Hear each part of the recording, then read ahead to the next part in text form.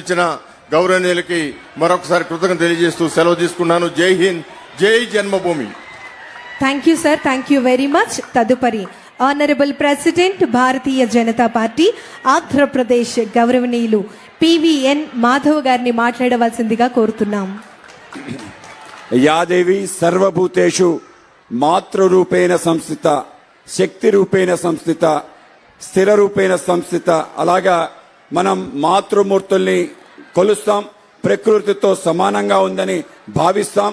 అందరికీ ఇవ్వటమే తప్ప తీసుకోవటం తెలియని ప్రకృతిలా స్త్రీలు ఎప్పుడు తన పురుషులకి అంటే భర్తకు కానీ, పిల్లలకు కానీ, తల్లిదండ్రులకు కానీ, అత్తమామలకు కానీ ఎప్పుడు ఇచ్చే మీకు ఈ ప్రభుత్వం స్త్రీ శక్తి పేరు మీద ఉచిత బస్సు సర్వీస్ ప్రారంభించే ఒక గొప్ప నిర్ణయం తీసుకోవటం, పక్క రాష్ట్రాల్లో ఏవైతే తప్పిదాలు జరిగాయో ఆ తప్పిదాలు పక్కన పెట్టి మనందరికీ కూడా స్వతంత్ర దినోత్సవం రోజు అద్భుతమైన కానుక ఇవ్వటం ఏదైతుందో నిజంగానే మన చంద్రబాబు నాయుడు గారికి, అలాగే మన డిప్యూటీ సీఎం పవన్ కళ్యాణ్ గారికి, అలాగే మన మంత్రివర్యులు లోకేష్ గారికి, అలాగే ఇతర తెలుగుదేశం సంబంధించిన నాయకులకు ధన్యవాదాలు తెలియజేసుకోవడంతో పాటు ముఖ్యమంత్రి గారు ఒక కొత్త ఒరవడి ఈ రాష్ట్రంలో సృష్టించడం జరిగింది.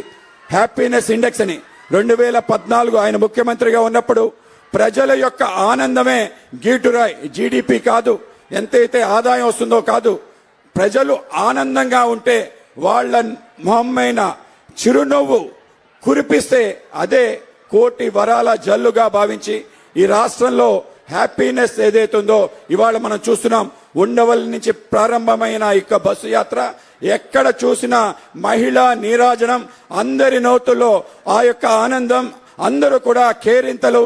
పవన్ కళ్యాణ్ గారిని చూస్తే ఒకలాగా, లోకేష్ బాబు గారిని చూస్తే ఒకలాగా, చంద్రబాబు నాయుడు గారిని చూస్తే ఒకలాగా ప్రజలు ఆనందపడుతున్న తీరేదైతే ఉందో అదే మనకు కావాలి. ఆ విధంగానే కూటమి ఈ రాష్ట్రంలో చెయ్యాలని చెప్పి ముందుకెళ్తుంది.